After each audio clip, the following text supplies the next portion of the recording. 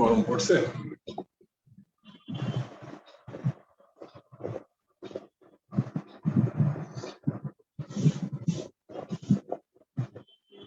বিসমিল্লাহির রহমানির রহিম। দেশে প্রবাসে যে যেখানে বসে আইটিভি নিয়মিত মুক্ত সংলাপ দেখছেন, সবাইকে শুভেচ্ছা অভিনন্দন জানিয়ে আমাদের আজকের ITV talks live talk show শুরু করছি। আজকের বিষয় ফিলিস্তিনি ইসরায়েলের গণহত্যা বন্ধ, জাতিসংঘ সহ বিশ্ব নেতাদের ভূমিকা। এই শিরোনামে মূলত আজকের আমাদের আলোচনা। আমাদের সাথে ইতিমধ্যে আলোচনায় অংশ নিচ্ছেন বাংলাদেশ জাতীয়তাবাদী দলের অন্যতম ভাইস চেয়ারম্যান, সাবেক সংসদ সদস্য জনাব শামসুজ্জামান দুদু। আমাদের সাথে যুক্ত হয়েছেন গণফোরামের নির্বাহী সভাপতি, সিনিয়র আইনজীবী, জাতীয় ঐক্যফ্রন্টের কেন্দ্রীয় নেতা জনাব অ্যাডভোকেট সুব্রত চৌধুরী। আমাদের সাথে যুক্তরাজ্য থেকে যুক্ত হয়েছেন যুক্তরাজ্য বাংলা বিরোর পত্রিকার সাবেক প্রধান সম্পাদক, লেখক, গবেষক ডক্টর এম এ আজিজ। সবাইকে আইটিভি নিউজের পক্ষ থেকে শুভেচ্ছা জানাচ্ছি। আজিজ ভাই, কি শুনতে পাচ্ছেন আমাকে? Doctor M A Aziz? যা হোক, আমরা শুরু করে দিচ্ছি। প্রথম পর্বে আমরা 5 মিনিট করে সময় নিচ্ছি। আলোচনার শুরুতে আমি আজকের বিষয় জনাব অ্যাডভোকেট সুব্রত চৌধুরী, ফিলিস্তিনি ইসরায়েলের গণহত্যা বন্ধ এবং জাতিসংঘ সহ বিশ্ব নেতাদের ভূমিকা, এই বিষয়ের উপরে আজকে আমাদের আলোচনা। তো আপনি আপনার বক্তব্য শুরু করতে পারেন 5 মিনিট প্রথম রাউন্ডে। ধন্যবাদ আপনাকে। এই মুহূর্তে বিশ্বব্যাপী যে ঘটনাটা নিয়ে আলোচনা বা আলোচিত হচ্ছে বা সমালোচনা চলছে,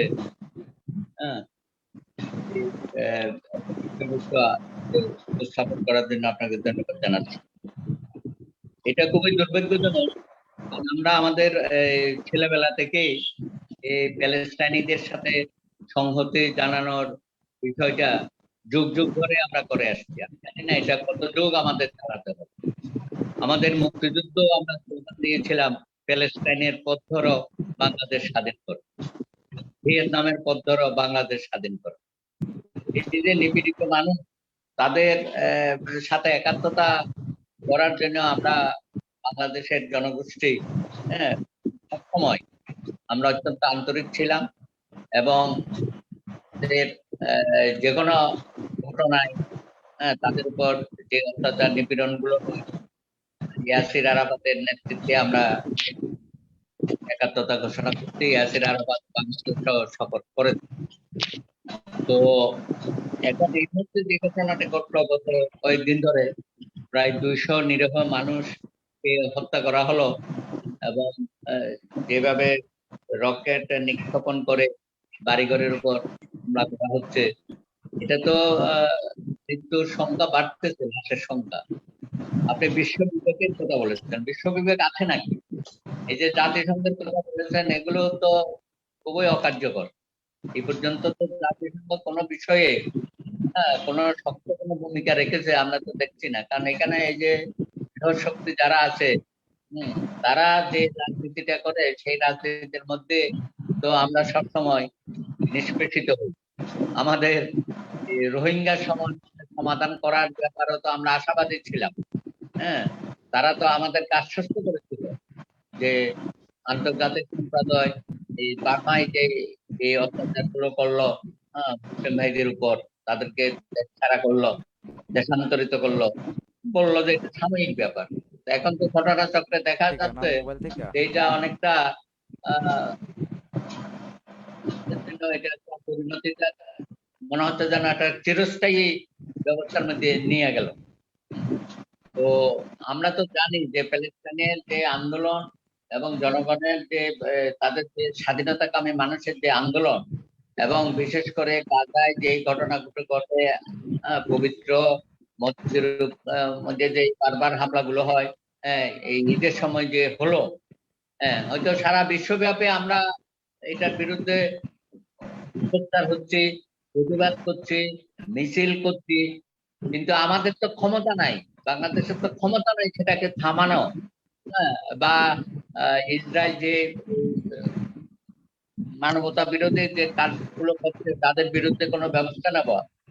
হ্যাঁ, এই অঞ্চলে হয়তো আমরা তাদের সাথে সংহতি জানাচ্ছি, কিন্তু যারা মোরল, হ্যাঁ, সেই মোরলরা যদি সাব্যস্ত না করে যে ইসরায়েলের এই সমস্ত মানবতা বিরোধী কার্যক্রম বা মুসলিম ভাইদের উপর যে অত্যাচার নিপীড়ন, সেটা ইমিডিয়েটলি বন্ধ করা এবং প্রধানমন্ত্রী এটা সাদিয়া যাতে আবার ভবিষ্যতে আর না করে, হ্যাঁ, তার জন্য যথাযথ ব্যবস্থা গ্রহণ করা, সেটা তো আমরা দেখছি না। তাদের তো কোনো অর্থনৈতিক ভাবে, হ্যাঁ, তাদেরকে যে বন্ধ করে দেওয়া বিভিন্ন এই বা তাদের সাথে সম্পর্ক না রাখা, হ্যাঁ, যেটা বাংলাদেশ আমরা করেছি, এরকম তো সবাই তো করে না।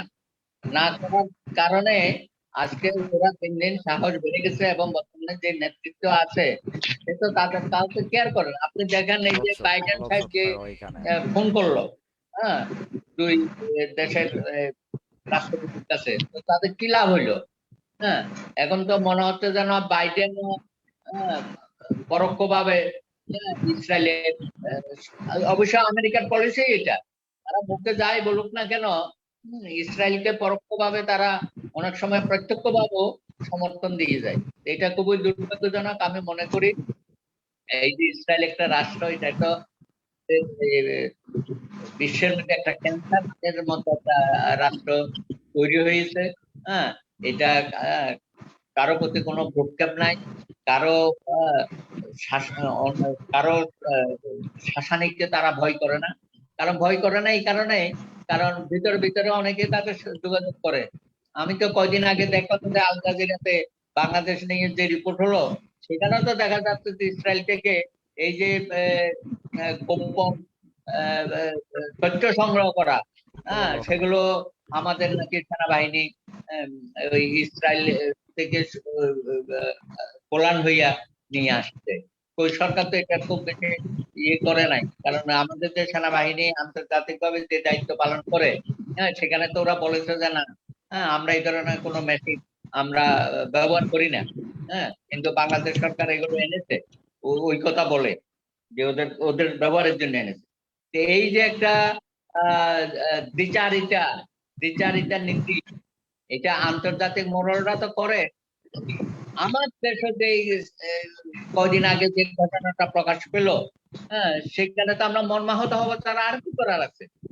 হ্যাঁ, সুতরাং আমরা কথাবার্তা বলবো, বক্তব্য দেব, সভা সমাবেশ করবো, ছেলেবেলা থেকেই প্যালেস্টাইনি সংহতির পক্ষে আমরা কাজ করছি, কিন্তু বাস্তবে তো আমরা করতে পারছি না। যাদের হাতে ক্ষমতা বিশ্ব নিয়ন্ত্রণ করে, তারা যদি আন্তরিকভাবে এটা না চায়, এটার সমাধান শুধু করা হতো। এবং আজকে যে ঘটনাগুলো ঘটছে, এটা থামানোর ক্ষমতা নাই। আপনি দেখেন জাতিসংঘ তো এটা থামাইতে পারে, কেন এটা বন্ধ হয় না? এটা তো ইমিডিয়েটলি বন্ধ হওয়ার কথা, কিন্তু আমি দেখছি প্রত্যেক দিনেই আমার প্যালেস্টাইনি ভাইয়েরা আক্রান্ত হচ্ছে, নিরীহ মানুষ আক্রান্ত হচ্ছে, হ্যাঁ, লাশের সংখ্যা বেড়ে যাচ্ছে, নারী শিশু আক্রান্ত হচ্ছে, ইত্যাদি ইত্যাদি। সুতরাং আমি খুবই মর্মাহত যে আজকে সামগ্রিকভাবে বিশ্ব পরিস্থিতিতে, হ্যাঁ, আমাদের প্যালেস্তানি ভাইয়েরা যেভাবে নির্যাতিত হচ্ছে, বিশেষ করে ইসরায়েল দ্বারা, হ্যাঁ, এটা এটা থামানোর কি প্রক্রিয়া আছে সেটা বাংলাদেশে বসে, হ্যাঁ, আমরা কতটুকুই বা করতে পারবো। এবং আমাদের সরকার সে ব্যাপারে, হ্যাঁ, বড় বড় কথা বলেন, হ্যাঁ, কই ওআইসির তো কোনো শক্ত ভূমিকা দেখছি না।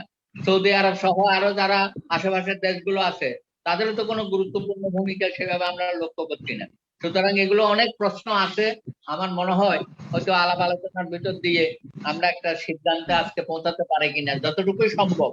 হ্যাঁ, দুদু ভাই আছেন, আরো বিজ্ঞ আলোচকরা আছেন। হ্যাঁ, দেখা যাক আমরা আলোচনাটা কোন পর্যায়ে নিয়ে যেতে পারি। ধন্যবাদ অ্যাডভোকেট সুব্রত চৌধুরী। আবার আপনার কাছে আসবো। এখন আলোচনায় অংশ নিচ্ছেন যুক্তরাজ্য থেকে বাংলা বিরল পত্রিকার সাবেক প্রধান সম্পাদক, লেখক, গবেষক জনাব ডক্টর এম এ আজিজ। আপনি কি শুনতে পাচ্ছেন? আপনার মিউট করা আছে আজিজ ভাই। Torasa, right? You correct. G, Yeah. Okay. যে প্রথমে আপনি শুরু করেন, 5 মিনিট বলতে পারেন প্রথমে, পরে আবার ঘুরে আসবো। জনাব সম্মানিত বিজ্ঞ পরিচালক, বন্ধু পরিচালক এবং আমাদের সম্মানিত অ্যাডভোকেট সুব্রত চৌধুরী সাহেব, প্লাস আমাদের আরেক নেতা শামসুজ্জামান দুদু ভাই, আমরা ভাই ডাকি আর কি ওনাকে, যদিও বয়স আমার ছোট হবে অবশ্য, তাই অসুবিধা নাই। আপনারা যে আলোচনা আমার এইমাত্র শুনলাম, আমি খবরটা এইমাত্র পাইছি, আমি আবার এই অন করে দিয়ে, আমার একটা মেয়ে অন করে দিয়েছে, আমি আসি রেডি হইতেছিলাম, কোনো অসুবিধা নাই। 5 মিনিটে এই বিষয়বস্তু আলোচনা করে না, 5 ঘন্টা আলোচনা করলে শেষ হবে না। আমি প্রথমে বলছি, তো সংক্ষেপে এটুকু বলতে হবে, এটা আপনার গত 70 বছর থেকে চলে আসতেছে, 1948 থেকে চলে আসতেছে। আরো আগে ইহুদিরা এখান থেকে মার খেয়ে, খ্রিস্টানদের হাতে মার খেয়ে তারা ছন্ন ছাড়া হয়ে আপনার সমস্ত চলে গেছিল, আপনার সমস্ত ইউরোপ বিভিন্ন দেশে চলে গেছিল। আমেরিকা তখন তো নামেও ছিল না, আপনার আমেরিকা তারা চলে গেছে। তারা ইহুদিদের একটা বৈশিষ্ট্য কি আপনাদেরকে বলি, তারা হলো মাল ছাড়া তারা কিছু বোঝে না, আর জানটাকে তারপর সেকেন্ডে বাঁচাইতে হবে। জানা যদি না বাঁচে, মাল দিয়ে কি করবে? এই জন্য তাদের বৈশিষ্ট্য মনে রাখবেন, এটা মনে রাখবেন, মাল প্রথমে, জান হলো তাদের সেকেন্ডে। এই দুইটা ছাড়া তারা আর কিছু বোঝে না। পৃথিবীতে তারা এই ছিটে ছড়িয়ে যাওয়ার পরে, খ্রিস্টানদের মার খাওয়ার পরে আসলো মুসলমানরা কিন্তু জেরুজালেম দখল করছে, কিন্তু আমরা খ্রিস্টানদের থেকে, নট ইহুদিদের থেকে। ইহুদিরা সেখানে ছিল, মুসা আলাইহিস সালাম তাদেরকে ফেরাউন থেকে উদ্ধার করে নীল নদীতে পার করে ফেরাউনকে সেখানে ডুবে যায়, স্টোরি আসা আমরা জানেন। সেখান থেকে তারা ইজিপ্টে আসিও মুসার লগে বেয়াদবি করছে, মুসার সাথে বেয়াদবি করছে। মুসা বলেছে জেরুজালেমে চলো কটা, তুমি যাও, তোমার খোদা যাও, আমরা পারবো না। 40 বছর তাদেরকে সিরিয়া, যেটা দেখতেছেন ইজিপ্টের সিরিয়ার মধ্যে তারা ছিল, এই 40 বছর ঘুরি ঘুরি এখানে কাটাইছে। তাদের পরবর্তী জেনারেশন যাইয়া তারা জেরুজালেম দখল করছে। এরপরে খ্রিস্টানেরা বাইজেন্টাইন সাম্রাজ্যের এমন মার দিছে, কচু কাটা করছে, একবার মারি ধরি শেষ করে, যেগুলো বেঁচে ছিল সব এই মিডল ইস্টের দিকে, ইউরোপ দিকে বেঁকে গেছে তারা। এরপরে তারা তাদের একটা ভালো অর্থনৈতিক, সারা দুনিয়াকে তারা কন্ট্রোল করছিল, এখনো করে তারা। এরপরে রথচাইল্ড দেখেন, পৃথিবীর সেনাদনী, তার ধন ছাড়া কোনো রাষ্ট্র চলতে পারে না। আমার সময় তো খুব লিমিটেড, আমি খুব তাড়াতাড়ি আসার চেষ্টা করতেছি। এখন আপনার ভোটিরে তারা প্ল্যান ওয়ে দেশটাকে বানাই দিল, ইসরায়েল জোর করে বানাই দিল, কোনো কিছু পরোয়া করলো না। এখন সারা দুনিয়াটা আছে খ্রিস্টানদের হাতে, আর খ্রিস্টানদেরকে কন্ট্রোল করে জুইশ ভাইরা, কাজিন ভাই, তাদেরকে দখল করে ফেলছে এখন। আবার আমি যে লন্ডনে থাকি, মোস্ট ক্রিমিনাল হলে ব্রিটিশ গভর্নমেন্ট, মনে রাখবেন, মোস্ট ক্রিমিনাল ডিক্লেয়ার দিয়ে বলতেছি, কোনো পরোয়া করি না আমরা এই বয়সে, আমরা এখানে থাকি। কালকে বলছি আমেরিকাতে ইয়েতে প্রয়োজন, আমার নাম অ্যাড্রেস তো জানে, দিয়ে দাও, লইয়ে যাক, কোনো অসুবিধা নাই। এই বয়স আর হারাইবার কিছু নাই আমাদের, আমরা তাদের হার্টের মধ্যে থাকি, কথা বলতে পারি। এই ব্রিটিশ ক্রিমিনালরা করছে কি, বেলফোর ডিক্লারেশনের মাধ্যমে এই 48 যাক লম্বা ইতিহাস, এই দেশটা বানিয়ে দিয়েছে। আসার পরে তো এই ইসরায়েল প্যালেস্তাইনকে হত্যা করলো, লাখে লাখে হত্যা করছে, ঘর বাড়ি ছাড়া করছে। তারা আজকে লক্ষ লক্ষ লেবাননে, সিরিয়াতে সবখানে আছে। ওকে, এরপরে যুদ্ধ হলো 65-এ, যুদ্ধ হলো 67-এ, 70-তে যুদ্ধ হলো। যেহেতু তাদের পিছনে আমেরিকা ছিল, ব্রিটিশ ছিল, ফ্রান্স ছিল, আরবেরা চেষ্টা করছে, হাজার হাজার লাখ লাখ আরব মারা গেছে, তারা পারে নাই, যেহেতু তাদের পিছনে কোনো সুপার পাওয়ার ছিল না। এদেরকে সুপার পাওয়াররা তাদের এজেন্ট হিসেবে রাখছে সেখানে, এটা দিয়ে তারা মিডল ইস্টকে কন্ট্রোল করতো। আচ্ছা, এবার এখানে যুদ্ধটা লাগলো, সরি আমি একটু হ্রাস করতেছি, যেহেতু টাইম লিমিটেড, সময়সীমাবদ্ধ আলোচনা অফুরন্ত, এটার মধ্যে শেষ করতে হবে। এবারে কি কেন করলে, যুদ্ধটা কেন লাগালো এই শেষ মুহূর্তে? আপনার বর্তমান যুদ্ধবাজ এই নেতানিয়াহু আপনার গত 2 বছরে 4 বার ইলেকশন দিছে, মনে রাখবেন, 4 বারের মধ্যে সে মেজরিটি পায় না, টেম্পোরারি হয়। এবারও তারা, সে কদিন আগে মাত্র তারা দিল, তাকে আপনার গভর্নমেন্ট ফর্ম করার জন্য দিছে, মেজরিটি পায় নাই, সে পারে নাই। সে দেখছে যুদ্ধ লাগাই দিলে আবার হয়তো ইলেকশন দিবে, দিয়া সে মেজরিটি পাবলিকের সেন্টিমেন্ট দখল করার চেষ্টা করবে, নাথিং এলস। এই সাহস কোথায় থেকে পাইলো? আমেরিকা না শুধু, আজকে যে মুসলমান বলছে, আরব বলতেছে, আরব বলেন, মুসলমান ফরগেটিং মুসলমান, আরব। আমরা বাংলাদেশি হিন্দু মুসলমান বুঝি না, আমরা একটা হিন্দু বড়, খ্রিস্টান বড়, বাংলাদেশে আমাদের ফেলো বিলিং আছে। এই আরবের এই বর্তমান ক্রিমিনাল বলবো আমি, রেকর্ডের হোক, ডাজন্ট ম্যাটার। সৌদি আরবের যে রাজপুতকে যাকে বানাইছে এই সালমান, আগে তো তারা ব্যালেন্স করতো। এই নেকেট, এই ক্রিমিনাল আপনার, আর ক্রিমিনাল আপনার আবুধাবির যে আবু মোহাম্মদ জাহিদ, এই 2 ক্রিমিনাল আপনার সমস্ত উস্কানি দিচ্ছে। উপরে কিছু সামান্য বলতেছে, তলে তলে বলছে বাড়ি ফেলা, এগুলো বাড়ি ফেলালে প্রবলেম শেষ, মাথা কাটি দে, তোরাও শেষ, আমরা শেষ, আমরা তো তোর লোকে ফ্রেন্ডশিপ করবো। এই হলো তাদের মেইন প্ল্যান। সৌদি আরবে যদি এই মোহাম্মদ বিন সালমান আর যদি মোহাম্মদ বিন জায়েদের যদি সিগন্যাল না পাইতো, ইসরায়েল সাহস করতো না, আমেরিকাও সাহস করতো না। এবং এটা এখানে আবার একটা বলে রাখি, এরা যে আপনার ঢুকলো, এরা যে ইসরায়েলের পেটের মধ্যে ঢুকে গেল, ডিক্লার দিচ্ছে, তলে তলে ব্যবসা করতেছে, এটার কারণ হলো আমি ইরানের বিরুদ্ধে না, কিন্তু ইরান হলো মেইন কারণ। ইরানের ভয়ে তারা ইসরায়েলের পেটের মধ্যে ঢুকছে, ভাই আমাদেরকে বাঁচা, আমাদের গদি রক্ষা কর, ইরানের সাথে পারবে না। এগুলো হলো কারণ। আর হলো কি, সে জনমত নিয়ে আপনার সে ইলেকশন দেবে, ইলেকশন দিয়ে আবার জিতার চেষ্টা করবে। 4বার সে পারে নাই, এবারে সে আবার চেষ্টা করতে সেন্টিমেন্ট। এই হলো ঘটনা। আচ্ছা, এখন সমাধান কি? সমাধান সময় লাগবে। এই জেরুজালেম 90 বছর খ্রিস্টানদের হাতে ছিল, 90 বছর ছিল, কিন্তু ইহুদি না। এই 90 বছর পরে আবার এই মুসলমানরা আবার দখল করছে। সালাউদ্দিন আইয়ুবী, হযরত সালাউদ্দিন আইয়ুবী কার্দিশ ছিল, এই কুর্দিস্তান থেকে উনি যাইয়া, এই আরবরা পারে নাই, অন্যরা পারে, এই কুর্দিস্তান থেকে গিয়ে উনি দখল করছে, এই রমজান মাসে দখল করছে। আচ্ছা, পরিণতি কি হবে? এখন হয়তো 70 বছর গেছে, আরো 10-20 বছর লাগবে। মুসলমানের কাছে অস্ত্র আসতেছে, আরো বকরিদেরকে দিয়ে হবে না। আমি বকরি বলি, এদেরকে দালাল বলি, মেরুদণ্ডহীন বলি। এরা দালাল, মেরুদণ্ডহীন, গদির তালে আছে, আরবের ধন পাইছে, ধনকে তারা উঠেছে। আসুন, এবারে পরিণতি হবে আস্তে আস্তে আপনার এই যে লোহাকে পিটালে যেগুলো আস্তে আস্তে গরম হয় না, এই রেডি হচ্ছে। আমাদের অ্যাটম বোম আছে এখন, আমাদের মনে রাখবেন, আমাদের পাকিস্তানের কাছে, আমাদের এখন আপনার হাজার হাজার মিসাইল আছে আপনার ইরানের কাছে, আমাদের তার্কির সুলতান আপনার এই যে এরদোগান আগে আসতেছে।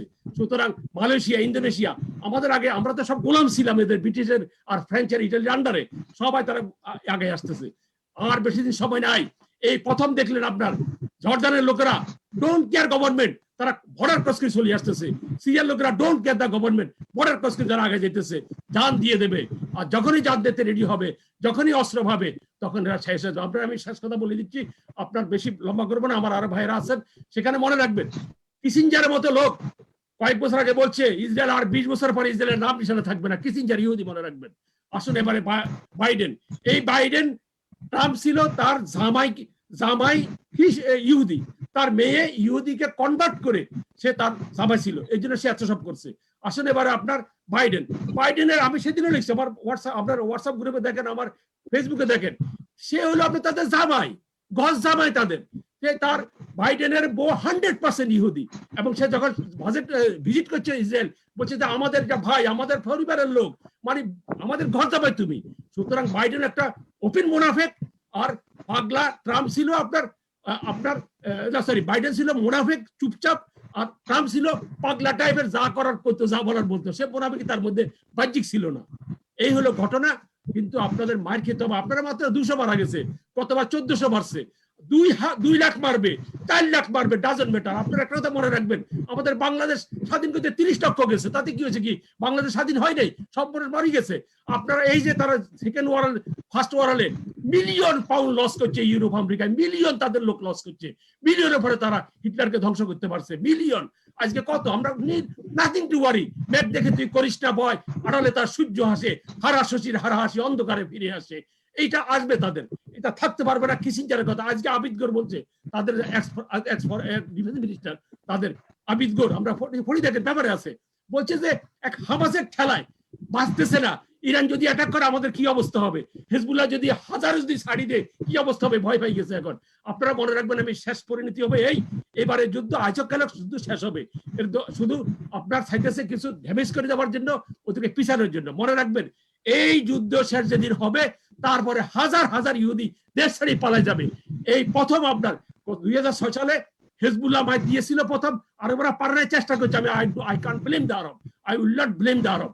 তাদের চেষ্টা করতে পারে নাই। আপনারা দেখেন, এই 2006 সালে হিজবুল্লাহ প্রথম ডিফিট দিচ্ছে, বলছে যে দে আর নট অপরাজিত, তাদেরকে করা যায়। তারা স্বীকার করছে তারা হিজবুলের কাছে তারা পরাজিত হয়েছে। আর এবারে প্রথম তাদের দেখেন, তেল আবিব বলেন, হাইফা বলেন, স্কেলেটন বলেন, প্রত্যেকটা 3টা বিমানবন্দর বন্ধ করে দিচ্ছে তারা। এবং হামাস বলছে এইবারে যে আতঙ্ক সৃষ্টি করছি গত 70 বছরে পারে নাই। সুতরাং মনে রাখবেন, আমি যদি মিস্টেক না করি, ভুল না করি, আমার অ্যাসেসমেন্ট আমি কয়েকদিন থেকে বলতেছি, মনে রাখবেন এই ইহুদিরা এরপর নতুন ইহুদিটা আসবেই না, এবার এগুলা থাকবে কাতর কুত্তা সাবাল, সবগুলা ডুয়াল সিটিজেন। মনে রাখবেন, সবগুলা ইউরোপ থেকে গেছে, অস্ট্রেলিয়া থেকে আসছে। চলে যাচ্ছে, শেষ করে দিচ্ছি। এরা সবগুলা ভাগা আরম্ভ হবে, এমনি খালি হয়ে যাবে। যে এবারে যে আতঙ্ক সৃষ্টি করেছে, ছেলেমেয়ের ঘুম নাই, নিজ নাই, পয়সার তো অভাব নাই। বাবা থাকবে কাতর কুত্তা সাবাল, আমাদের থাকার দরকার নেই, আমরা আগের দেশে চলে যাই, পাসপোর্ট তাদের রেডি আছে, ভিসা লাগে না, সব ভাগবে। এরপরে যে যুদ্ধ হবে, এই যুদ্ধে মনে রাখবেন মুসলমানদের জয় হবে, প্যালেস্তাইনদের জয় হবে, আপনার সমস্ত এই রাজা বাদশা যেগুলো মুনাফেক, যারা অপদার্থ, ওআইসি কি OIC, O I C, OIC রে মনে রাখবেন, ওআইসি বলবেন না, ও আই সি। আমি দেখতেছি কি হচ্ছে, সমস্ত অপদার্থ, সমস্ত ধ্বজভঙ্গ, সমস্ত হিজড়া, সমস্ত দালালের আপনার, সমস্ত আমেরিকার আপনার অন্য দেশের। সুতরাং আর পশ্চিমা সরকারগুলো হয়েছে কি, সবগুলো আমি লেখাতে আছে আমার, হয় তারা এদের সাপোর্টে আসে ইহুদিদের, অথবা ইহুদিদের সাপোর্টে তারা ক্ষমতায় থাকতে পারবে না, they are bound to support the ইহুদি, ওটা থাকবে না। থ্যাংক ইউ ভেরি মাচ, আমি আপাতত এখানে শেষ করলাম। ধন্যবাদ। ধন্যবাদ Thank you. Doctor M A Aziz ভাই। আমি আবার সময় হলে আবার আপনার কাছে দ্বিতীয় রাউন্ডে আবার আসবো ইনশাল্লাহ। অসুবিধা নেই। এখন আলোচনায় অংশ নিচ্ছেন জাতীয় পার্টির প্রেসিডিয়াম সদস্য অধ্যাপক ইকবাল হোসেন রাজু। আপনি 5 মিনিট বলেন। আসসালামু আলাইকুম। আইটিভির উপস্থাপনা হুমায়ুন সাহেবের উপস্থাপনায় উপস্থিত রয়েছেন আমার বিশ্ববিদ্যালয় জীবনের ছাত্র জীবনের আমার এসমলের বড় ভাই শামসুজ্জামান দুদু ভাই। আমি দুদু ভাই বলেই তাকে জানি। উনি বিএনপি ভালো দায়িত্বে রয়েছেন এবং সাবেক এমপি, এবং রয়েছেন গবেষক আজিজ ভাই। সবার নিকট আমার ঈদ মোবারক। আজকে ঈদটি আমাদের ভালোভাবে হয়নি, কারণ আমাদের এক ভাই আহত হচ্ছে, মারা যাচ্ছে প্যালেস্টাইনে, আমরা সবাই আহত হয়েছি এভাবে করোনা আক্রান্ত অবস্থায়। তারপরে প্যালেস্টাইন যুদ্ধ, আজকে মধ্যপ্রাচ্যে যে অবস্থাটা আজকের নতুন করোনা, এটা সেই দীর্ঘ অনেক সবে পূর্বে প্রথম বিশ্বযুদ্ধের পর, প্রথম বিশ্বযুদ্ধ চলাকালীন সময় এই অংশটা ছিল অটোমান সাম্রাজ্যের অধীন। প্রথম বিশ্বযুদ্ধে অটোমান সাম্রাজ্যের পরাজয়ের পর ব্রিটিশরা এই ফিলিস্তিন অঞ্চলে নিয়ন্ত্রণ নিয়ে আসে। নিয়ন্ত্রণ নেওয়ার পর সংখ্যাগরিষ্ঠ আরব ইহুদি ছিল, তখন আরবরা ছিল, সেখানে ইহুদি বসতি স্থাপন করার জন্য উদ্যোগ নেয় ব্রিটিশ। আর বিশেষ করে ইউরোপে হিটলারের সময়কালীন, সেই ইউরোপে হিটলারের এবং মুসলিম সময়কালীন হিটলারের আগ্রাসনের কারণে ইহুদিরা বিভিন্ন আক্রান্ত হয় এবং ইউরোপ ছাড়া হয়। তখন তারা তাদের একটি ভূমি স্থাপন করার জন্য ব্রিটিশের দ্বারস্থ হয়। দ্বারস্থের মধ্য দিয়ে সেখানে আসে, সেখানে আরবরা প্রতিবাদ করে, কিন্তু প্রতিবাদ যেহেতু ব্রিটিশদের কন্ট্রোলে ছিল সেই সমস্যা ফিলিস্তিন অঞ্চলটা, সেখানে ইহুদিদের বসতি ব্যবস্থা করা হয়। এবং বিশেষ করে জাতিসংঘ তখন সেখানে ভোটাভুটির মধ্য দিয়ে ফিলিস্তিনে আরব এবং ইহুদি রাষ্ট্র স্থাপন করার জন্য উদ্যোগ গ্রহণ করে। আর সুব্রতা রয়েছেন, দাদাকে আদাব, ঈদের শুভেচ্ছা। আর বিশেষ করে ঐতিহাসিক কাল থেকে যারা আমরা ইসলাম ধর্ম বিশ্বাস করি এবং আমাদের পূর্বে কোরআনের পূর্বে তাওরাত জাবুর ইনজিল রয়েছে, সেই ধর্ম পুস্তকগুলোর সর্বশেষ হচ্ছে কোরআন শরীফ। এবং সেখানে উল্লেখ রয়েছে ইহুদিরা একটি যে অঞ্চলটা এখন তারা অবস্থান করতে, তাকে শ্যাম অঞ্চল বলা হতো। শ্যাম ভূমিতে তারা বারবার বিভ্রান্ত হয়েছে, ইহুদিরা বারবার ভূমিহারা হয়েছে এবং তারা সবসময় এক স্থানে অবস্থান করতে পারে না এবং বিভ্রান্ত জাতি, এবং তাদেরকে বলা হয়েছে তারা বারবার বিভ্রান্ত হবে, তাদের কোনো স্থায়ী বসতি থাকবে না। যেমন 1920 সালের পর ইহুদিরা প্যালেস্টাইন, যে এই জাতিসংঘ কাদের, জাতিসংঘ আমেরিকা, ব্রিটিশ এবং ফ্রান্স তাদের, এবং মূলত তাদের উদ্যোক্তা যারা হয়েছে তাদের মাধ্যমেই এখানে প্যালেস্টাইন আসে।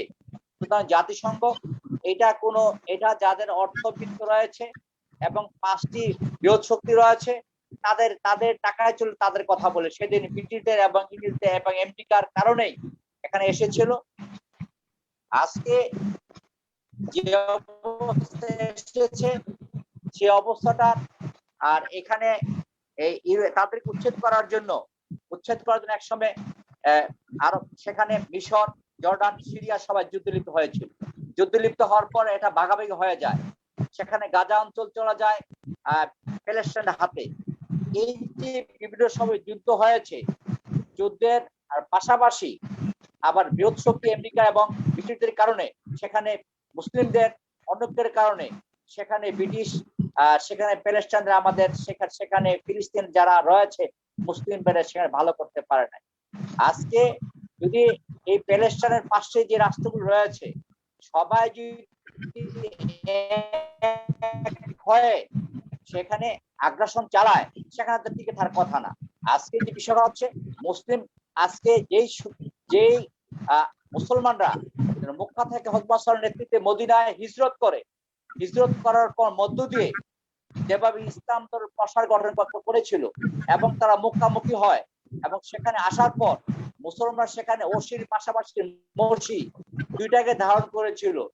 ধারণ করে সেদিন সেই মদিনা থেকে শুরু করে সে আজ এই যে আমাদের বলা হচ্ছে বাইজেন্টাইন সাম্রাজ্য এবং যারা বড় অটোমান সাম্রাজ্য বলা হচ্ছে, সেই মদিনাতে শুরু করে সেই স্পেন পর্যন্ত বা আফ্রিকাতে শুরু করে ইউরোপে মুসলমানদের রাজ্য ছিল। সে যেদিন পর্যন্ত মুসলমানদের নৈতিক এবং ধর্মীয় ভাবে আমরা শক্তিশালী ছিলাম, সেদিন পর্যন্ত আমরা ওশিয়ার মসি একসাথে চলমান ছিল।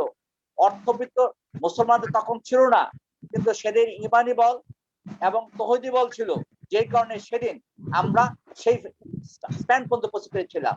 আর এই অটোমান সাম্রাজ্যের পতন হওয়ার কারণটা কি হচ্ছে, সেটা নদীস্থলন। আজকে মুসলিম বিশ্বে রাজাদের অনেক টাকা রয়েছে, সব রয়েছে, কিন্তু তাদের মনোবল নেই এবং তৌহিদি বিশ্বাস নেই। আর পাশাপাশি তাদের এক থাকা, এই যে মুসলিম বিশ্বে এক থাকা, সবাই তো মুসলমান। এই যে আজকে মনে করেন আরবের সৌদি আরবের পাশে ইয়েমেন, আজকে ইয়েমেন আক্রান্ত হবে কেন? সেও তো মুসলমান, সেও তো হবে কেন? সুতরাং এই যে আজকে নিজস্ব সাম্রাজ্যবাদীর আর খপ্পরে পড়ে নিজেদের রাজ্য, নিজেদের সাম্রাজ্য বাঁচানোর জন্য মুসলিম বিশ্ব বিভিন্ন বিভক্ত হয়ে পড়েছে। আজকে আমাদের যে মনোভাব, মনোভাব, সেটা আমাদের নেই। যে আজকে মনে করেন শিক্ষা বলেন, চিকিৎসা বলেন, সব কোথায় মুসলমানদের অবদান ছিল না, এই শুরু করে সব জায়গায় ছিল, কিন্তু আমরা সব জায়গায় পিছিয়ে এসে পড়েছি। আজকে প্যালেস্টাইনের যখন আমরা আক্রান্ত হই, একটি শিশুজন আক্রান্ত হয় এবং সে মনোবল দেখার ব্যাপার, সেখানে একটি 8-10 শিশু সে পাথর দিয়ে সে কি করছে, ইহুদি সৈন্যকে হামলা করছে। সেই যে তাদের মনোবল, তাহলে তহদি মনোবল রয়েছে, এবং সেই জন্ম থেকেই তারা শিক্ষা নিয়ে আসছে তাদের একটি আবাস ভূমি দরকার, স্বাধীন ভূমি দরকার, এবং একসময় অবশ্যই তারা স্বাধীন লাভ করতে পারবে। এই ব্রিটিশরা শুধু প্যালেস্টাইনে নয়, ফিলিস্তিনে নয়, এই যে আমরা ভারতবর্ষে আমরা যখন 1946 পতন 200 বছর পূর্বে আমরা যখন ব্রিটিশ খেদা আন্দোলন শুরু করেছিলাম, তখন আমরা ভারত ছিলাম, আমরা ভারত ভাগ চাইনি, আমরা সবাই সেদিন পাকিস্তান ভাগ চাইনি, আমরা হিন্দু, মুসলমান, খ্রিস্টান, বৌদ্ধ সবাই মিলে একটি ভারত চেয়েছিলাম। কিন্তু এই ব্রিটিশরা এই যাওয়ার পূর্বে ভারতকে কয়টি ভাগ করেছেন, কয়েকটি ভাগ করেছেন। যদি আমরা এক থাকতে পারতাম, তাহলে কিন্তু সারা পৃথিবীতে আমরা যারা এই যে একসবে এখানে মুসলমান শাসন করেছেন, সেনমক শাসন করেছেন, পালরা শাসন করেছেন, দীর্ঘ মুসলমান শাসন ছিল, তার ব্রিটিশ এসেছে। সুতরাং যদি আমরা এক ভারতবর্ষ থাকতে পারতাম, তাহলে কিন্তু সারা পৃথিবী আমাদের কন্ট্রোল থাকতো। ব্রিটিশরা যেখানে গেছে সেখানে ডিভাইড এন্ড রুল পলিসি স্থাপন করেছে। অটোমান সাম্রাজ্যের পর, প্রথম বিশ্বযুদ্ধের পর এই যে ফিলিস্তিনকে আর ব্রিটিশরা ভাগ করেছে, সমাধান করতে পারেনি। তারা ব্রিটিশরা সেখানে আরব ভূমি ছেড়েছে, কিন্তু বিভক্ত করে সেখানে একটি আমাদের কি করেছেন, একটি বিস্ফোরা, ইহুদিদের বিস্ফোরা গিয়েছেন। তারা সারা পৃথিবীতে ব্যবসা বাণিজ্য করে, যে কথা আজিজা বলেছেন, তাদের এক জায়গায় থাকতে চায় না, তাদের যৌথ পাসপোর্ট রয়েছে। সুতরাং তারা পৃথিবীর সর্বস্তরে রয়েছে।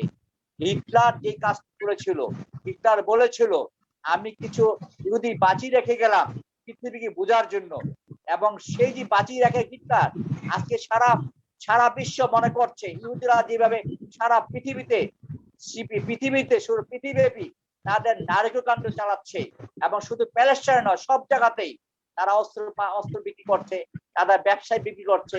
এই যে আজকে গ্লোবাল বলা হচ্ছে, গ্লোবাল।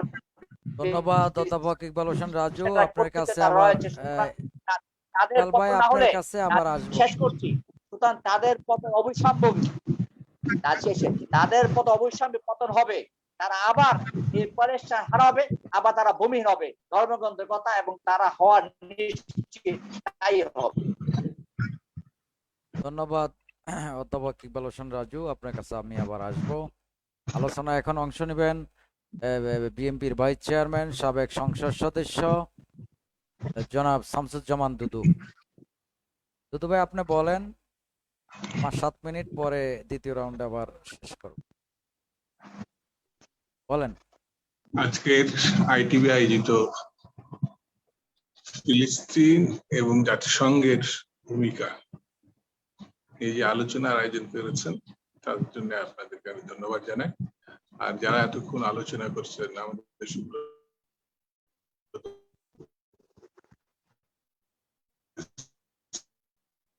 ছোট ভাই, এখন জাতীয় পার্টির প্রেসিডেন্ট অধ্যাপক ইকবাল হোসেন রাজু আর উপস্থাপক হুমায়ুন, সবাইকে আমি আমার পক্ষ থেকে আন্তরিকভাবে ধন্যবাদ জানাই। দেরিতে হলো, ঈদ মোবারক। আজকে আলোচনাটা অত্যন্ত গুরুত্বপূর্ণ একটি আলোচনা। শান্ত পৃথিবী বলবো না, কিন্তু কম বেশি যখন মিসাইল ছড়াছড়ি, গুলি, শিশু হত্যা, গণহত্যা প্রসঙ্গটা আমরা দেখছিলাম না, হঠাৎ করেই আপনার গাজাতে, ফিলিস্তিনে ইসরায়েলের যে আক্রমণ, অনেকটা পাকিস্তানিদের যে হঠাৎ শহর বা গ্রামে মানে জ্বালিয়ে দেওয়া, পুড়িয়ে দেওয়া, হত্যা, এই কথা আমাদের এখন স্মরণে আসে। আমি এই ঘটনার তীব্র প্রতিবাদ জানাচ্ছি এবং নিন্দা জানাচ্ছি, এবং অবিলম্বে যাদের ক্ষমতাসীন শক্তি জাতিসংঘ, তাদের কাছে আবেদন জানাচ্ছি এই নির্বিচারে মানুষ হত্যা, শিশু হত্যা, নারী হত্যা যেন বন্ধ করার উদ্যোগ নেয়। আমরা ছোট একটা দেশ, কিন্তু আমাদের একটা ঐতিহ্য আছে, অতীত আছে, এবং সেটি হচ্ছে মুক্তিযুদ্ধের অতীত, সংগ্রামের অতীত। ইসরায়েলের কোন সীমানা নাই, নির্দিষ্ট সীমানা নাই। ইসরায়েল প্রতিষ্ঠার পর সে নানান ওসিলায় গাজা এবং পশ্চিম তীরে যখন যেটা দখল করার, যদি কাল সকালে উঠে কে কারোর বাড়ি গাজার বলে এই বাড়িটা আমার, তো ইসরায়েল কর্তৃপক্ষ, সেনাবাহিনী বা পৌর কর্তৃপক্ষ, তারা এসে বুলডোজার দিয়ে বাড়ি ভেঙে যে দাবি করে তাকে এটা বুঝিয়ে দেয়। গত 17 বছর ইতিহাসে এটাই বাস্তবতা। সে ক্রমান্বয়ে সীমানা বাড়াচ্ছে। যেমন আমাদের সঙ্গে ভারতের সীমানার কিছু থাকলেও আমাদের সঙ্গে ভারতের ঘটনা আর ইসরায়েলের সঙ্গে গাজা বা পশ্চিম তীরের ঘটনা, এই আকাশ পাতাল ঘটনা, এই কল্পনা করা কঠিন। সেখানে যারা আছে এবং সেই রাজনীতির অবস্থাটা যারা জানেন, তারা এটা বুঝতে পারে, ব্যাখ্যা করা প্রয়োজন নাই। ইসরায়েল শাসন করছে আসলে যারা পশ্চিমা দেশগুলো থেকে রাষ্ট্র গঠন হওয়ার পরে ইসরায়েলে গেছে, মুখ্যত এলিট শ্রেণী হিসেবে যারা খ্যাত, তারাই ইসরায়েল শাসন করছে।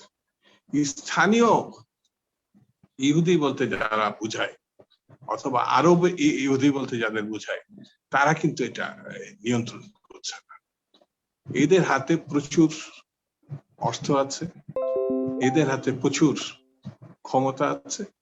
এরা রাজনৈতিক, কূটনীতিক বিবেচনায় বলা যায় পৃথিবীর শক্তিধর ক্ষমতাগুলো, আমেরিকা, ইউরোপ, ইংল্যান্ড, এমনকি রাশিয়া, কানাডা, তাদের সরকারি যে সমর্থন তারা পায়। আপনারা এটা নিশ্চয় জানেন যে 166টি দেশে ইসরায়েলের কোনো পার্থপক্ষে কোনো ভিসাই লাগে না।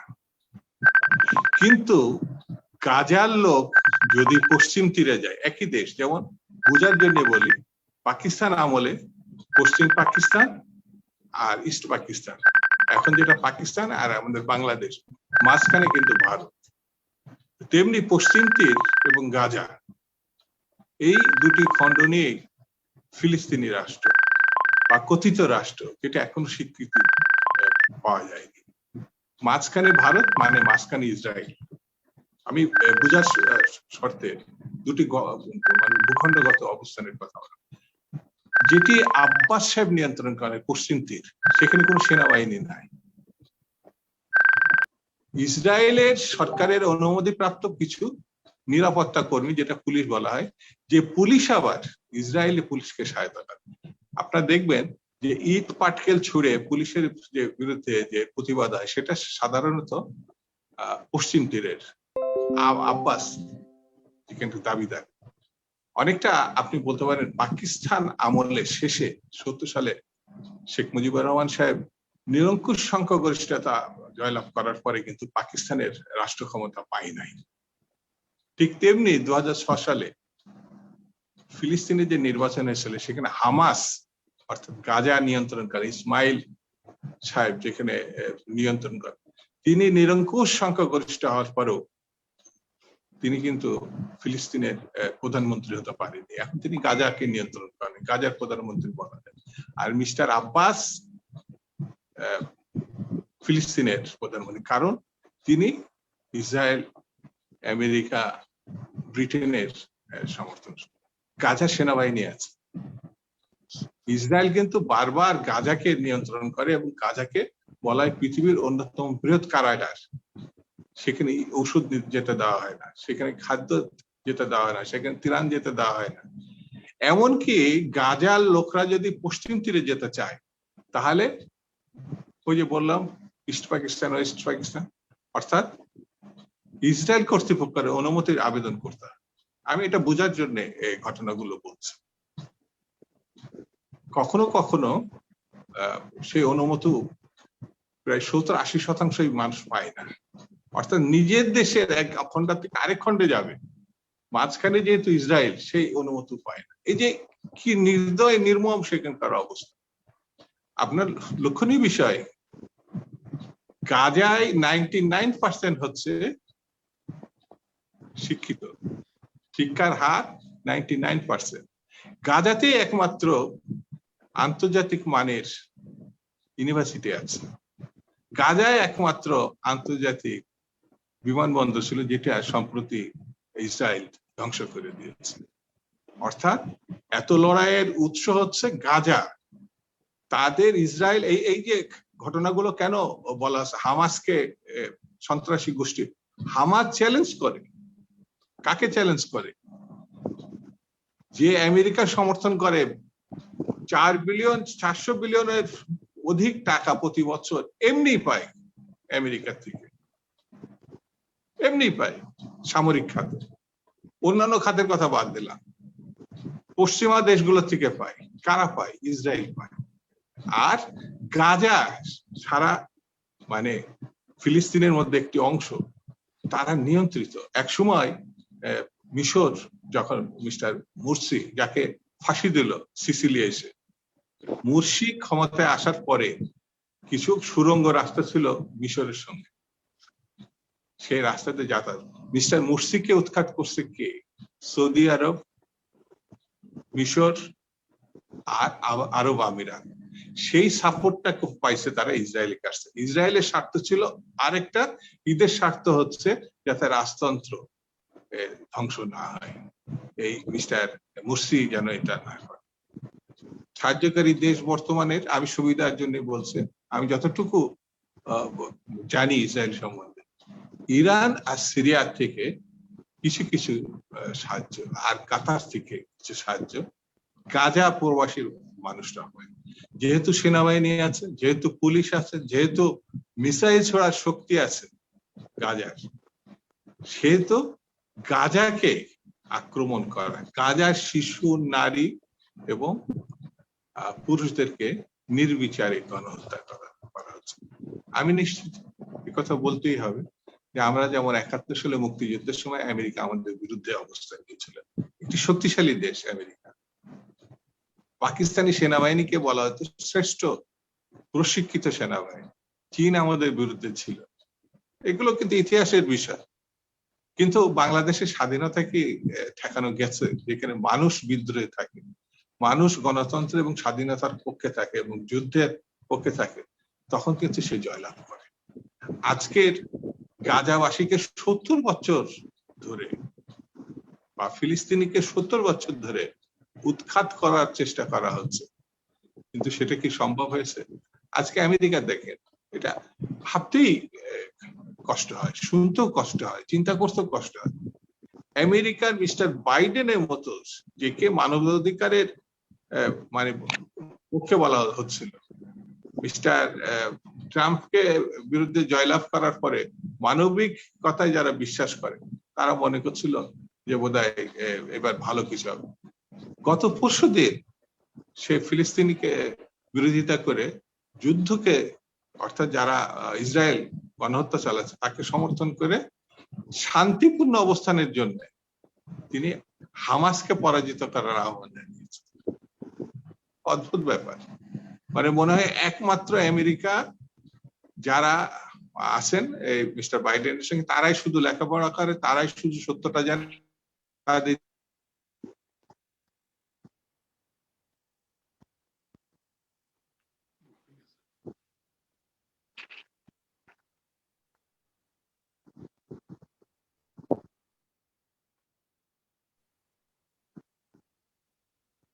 মানে একটু নেটওয়ার্কের সমস্যা।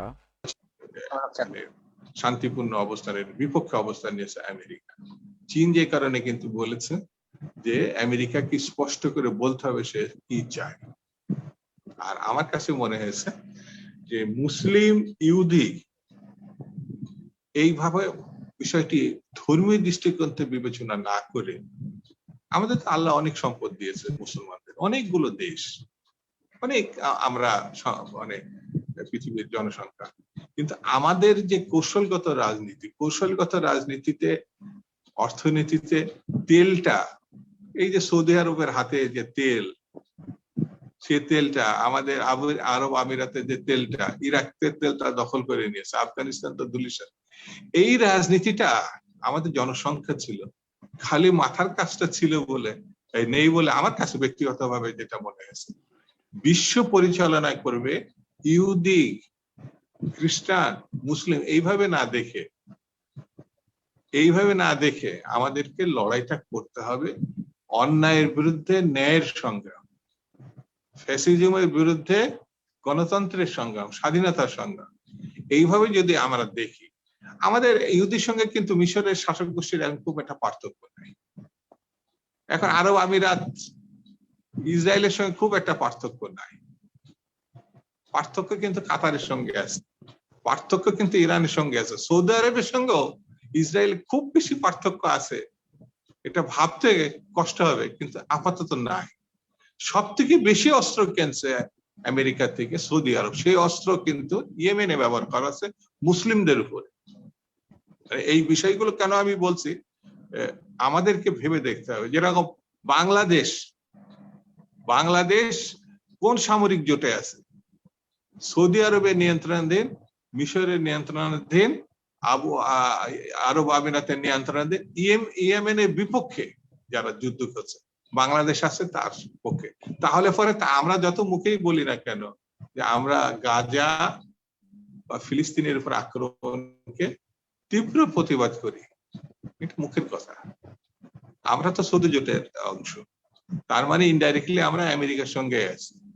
আমরা এই যে কোডাক, এটা মানে যেটা চীন বিরোধিতা করছে, এই যে ভারত, আমেরিকা, অস্ট্রেলিয়া, জাপানের তাতে আমাদেরকে যোগদান কথা বলা আছে। এরা তো ইসরায়েলের এই সামরিক নীতির সমর্থক গোষ্ঠী। তাহলে আমাদের অবস্থানটা কোথায়? আমরা মুখে বললে শিশু হত্যা বন্ধ হবে আমার কাছে মনে হয় না। যেমন বাংলাদেশে পাকিস্তানিদের মুখের কথায় বন্ধ হয়েছে মনে হয় না, স্বাধীনতা অর্জনের মধ্য দিয়ে পাকিস্তানিদেরকে এখানে পরাজিত করে বাংলাদেশের স্বাধীনতা অর্জন। আমরা ভারতকে কেন বিরোধিতা করি?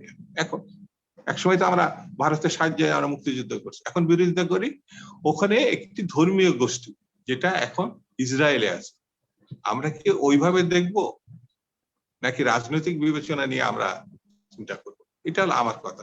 সেটা আমি একটা নিশ্চিতভাবে বিশ্বাস করি, ইসরায়েল যত আক্রমণ করে 70 বছর, আরো 70 বছর, কিন্তু অন্যায় করে আরেকটা জাতিগোষ্ঠীকে ধ্বংস করা, এটা আমার মনে হয় সম্ভব না। এই কারণে আমি বিশ্বাস করি যে আমরা বাংলাদেশিরাও আমাদেরকে ধ্বংস করা পাকিস্তানিদের পক্ষে সম্ভব হয়নি। এটা আমার এই দফায় আমার বক্তব্য। ধন্যবাদ, দুবাই আপনাকে। ডক্টর এম এ আজিজ ভাই কি শুনতে পাচ্ছেন? আজিজ ভাই কি আছেন? যা হোক, অ্যাডভোকেট সুব্রত চৌধুরী আপনি নিশ্চয়ই শুনতে পাচ্ছেন। আপনার মিউট করা আছে দাদা। জি, আপনি তো নিশ্চয়ই দুদুবের বক্তব্য শুনছিলেন। তো আপনি 3 মিনিট বলতে পারেন, আমার অনুষ্ঠান একদম শেষ পর্যায়ে। জনাব অ্যাডভোকেট সুব্রত চৌধুরী। আসলে দুদুভাই যেখানে শেষ করলেন উনি অনেক সবকিছু মিলিয়ে এত জটিল থেকে জটিলতর পরিস্থিতি বিশ্লেষণ করার পরও তিনি আশাবাদ ব্যক্ত করেছেন এবং সেখানে বাংলাদেশ আমরা যেভাবে বীরত্বের সাথে লড়াই করে স্বাধীনতা ছিনিয়ে এনেছি সেটার প্রেক্ষাপটেই উনি বলেছেন। রাজু ভাইও অনেক ইতিহাস সামনে নিয়ে আসছেন, আজিজ ভাই নিয়ে আসছেন। হ্যাঁ, ঠিকই আছে। এখন বিষয়টা হচ্ছে, আপনি বলেছিলেন যে আন্তর্জাতিক সম্প্রদায়ের ভূমিকাটা কি, তো সেই ব্যাপারে দুদু ভাই অনেকগুলো ইনস্ট্যান্স এখানে নিয়ে আসছে। তা আমিও মনে করি যে আন্তর্জাতিক সম্প্রদায় খুব বড় ধরনের কোনো ভূমিকা এখানে রাখার মতো অবস্থানে নাই, কারণ এত বেশি তারা নিজের স্বার্থ নিয়ে জড়িত হয়ে যায়।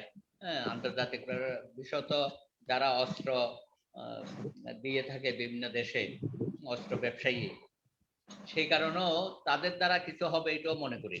আরেকটা হচ্ছে, আমার বাংলাদেশ অলরেডি একটা জোটে আছে, আবার আরেকটা নতুন জোটে আমাদের মাননীয় প্রধানমন্ত্রী নাকি চেয়ারম্যান নির্বাচিত হয়েছে, আমাদের বিশ্ব নেত্রী হয়েছেন উনি। ওনারও তো এই ব্যাপারে কোনো শক্ত, ওনার যে নতুন জোটে যে উনি চেয়ারম্যান হলে তারও তো কোনো ভূমিকা ওখান থেকে আমরা দেখতে পাচ্ছি না। তো দুবাইয়ের সাথে আমি একমত যে প্যালেস্টাইনিদের ভাগ্য তাদের নিজেদেরই অধিকারটা আদায় করে নিতে হবে। বিশেষত গাজায় যে কমপ্লিকেশনটা হয়েছে নানান কারণে হামাসকে নিয়ে, এখন তাদেরটা তাদেরই আদায় করে নিতে হবে। সেটা এখন আলোচনার মাধ্যমে হোক বা এখন যে অবস্থাটা চলছে, যুদ্ধংদেহী একটা মনোভাব, এখানে ক্ষয়ক্ষতি হচ্ছে, এগুলোর মধ্যে দিয়ে সম্ভব কিনা। আমি মনে করি যে যত দ্রুত সম্ভব যদি এটা আলাপ আলোচনার মধ্যে আসা যায়, দুই দেশের যদি সেরকম একটা অবস্থা সৃষ্টি হয় কোনোদিন, তবে বোধহয় সম্ভব হবে। কারণ এখানে পাল্টাপাল্টি লড়াই এগুলো করে, আক্রমণ করে, শুধু নিরীহ মানুষগুলো মারা যাবে, সমস্যার সমাধান হবে না, আর আন্তর্জাতিক মোরালটা সুবিধা ভোগ করে থাকবে। সুতরাং আমি ওই যে ওরা যে নিরাপত্তা পরিষদে বসে যে আলোচনাগুলো করছে সেটাও কিছুটা শুনলাম, আগামী রোববারে বোধহয় আবার মিটিং আছে, সেখান থেকেও যে কোনো কিছু বেরিয়ে আসবে সেটাও মনে হচ্ছে না। কারণ যেখানে আমি আগেও বলেছি যে ইমিডিয়েটলি এই রক্তক্ষরণটা বন্ধ করা দরকার, এই যে হত্যাকাণ্ডটা হচ্ছে এবং যে ক্ষতিটা হচ্ছে, সমস্ত বিল্ডিং টিল্ডিং গুলো উড়িয়ে দেওয়া হচ্ছে, এগুলো থামানোর মতো তো কোনো অবস্থা দেখা যাচ্ছে না। তো যাই হোক, দুদুভাইয়ের মতো আমিও আশাবাদী হতে চাই যে প্যালেস্টাইনি জনগণ তারা তাদের যে লড়াই বহুদিনের চলছে, এখন বর্তমানে গাজাকে নিয়ে যে পরিস্থিতির সৃষ্টি হয়েছে, এখান থেকে বেরোতে গেলে ওখানকার যারা অধিবাসী এবং এখানে যে পবিত্র ভূমিটা আছে এটারও তো ইতিহাস আছে। আল-আকসা, যেটা জানি যে পবিত্র কাবা শরীফ হবার আগে আল-আকসাকে কেন্দ্র করেই কিন্তু আমাদের এই মুসলিম ধর্মের যে বিকাশ এবং এটার প্রতি যে নবী হযরত মুহাম্মদ সাল্লাল্লাহু আলাইহি ওয়াসাল্লামের সহ যারা এটাকে এখানে নামাজ আদায় করতেন, সেগুলো ইতিহাস থেকে কিছুটা জেনেছি। সুতরাং এটাকে রক্ষা করারও সবার দায়িত্ব, কিন্তু দুর্ভাগ্য হচ্ছে সেই জায়গায় আমরা কিন্তু কোনো ঐক্যবদ্ধ হতে পারছি না। বিশ্ব সম্প্রদায়ের যে একটা এই বিষয়গুলোর প্রতি যে সকলের যে একটা আন্তরিকতা এবং ধর্মের প্রতি যে সহনশীলতা এবং এই পবিত্র জিনিসগুলোকে রক্ষা করা, তাদের অধিকারটা সুনিশ্চিত করা, সেই জায়গাতেও আমরা ফেল করে যাচ্ছি। তো আশা করি বর্তমান বিশ্ব পরিস্থিতিতে হয়তো এখন এগুলো আরো সহজভাবে হয়তো করা যায়। হ্যাঁ, কিন্তু আমি জানি না যে বিশ্ব নেতৃত্বে যারা আছে তাদের সেই আন্তরিকতা আছে কিনা, কিন্তু বাস্তবতা হচ্ছে সেই আন্তরিকতাটা আমরা আজ পর্যন্ত দেখতে পাচ্ছি না। তো এখন ভবিষ্যৎ কি হবে সেটা একটা বিরাট প্রশ্ন আমারও থাকলো আর কি। ধন্যবাদ। ধন্যবাদ advocate Subrata Chowdhury. Doctor M A Aziz, আপনি কি শুনতে পাচ্ছেন? জি জি, আমি শুনতে পাচ্ছি। 3 মিনিট বলতে পারেন শেষ যাই হোক, পর্যায়ে। অনেক ধন্যবাদ। আমি প্রথম তো রকেটের বেগে ছাড়ছিলাম, এখন একটু আপনার ঠান্ডা মাথায় বলি। আমার খুব ভালো লাগছে আমার শামসুজ্জামান দুদু ভাই যে অ্যানালাইসিস যেটা করছেন, আমাদের অ্যাডভোকেট সুব্রত সাহেবও আশাবাদী, আপনার আমাদের অধ্যাপক ইকবাল হোসেন সাহেব ঐতিহাসিক সমস্ত ঘটনা তুলে ধরছেন। আমি প্রথমে বলে ফেলছি যে আমি অত্যন্ত আশাবাদী লোক, ছোটবেলা থেকে এখনো আশাবাদী আছি। Matter of time, matter of time. এর আগেও আপনার 90 বছর লাগছে, এবার হয়তো 100 বছর লাগবে।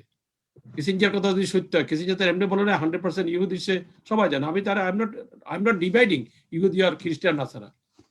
তো সে নিজে বলছে 20 বছর পরে আর থাকবে না, মাত্র 5-7 বছর গেছে। আসেন এবারে আপনার জাতিসংঘ, জাতিসংঘ ইজ নাথিং। এটা একটা পাঁচ জনের একটা, এটা 5 জনের এটা হলো ক্লাব। যেটা এরদোয়ান বলে যে পৃথিবী 5 থেকে অনেক বড়, বিগার দ্যান 5 নেশন। এরা যা বলে তাই 4 জনে বলে, একজনের ভেটো দেব এখানে শেষ। এটা ইম্পসিবল, চলতে পারে না। এটাও শেষ হবে, ম্যাটার অফ টাইম।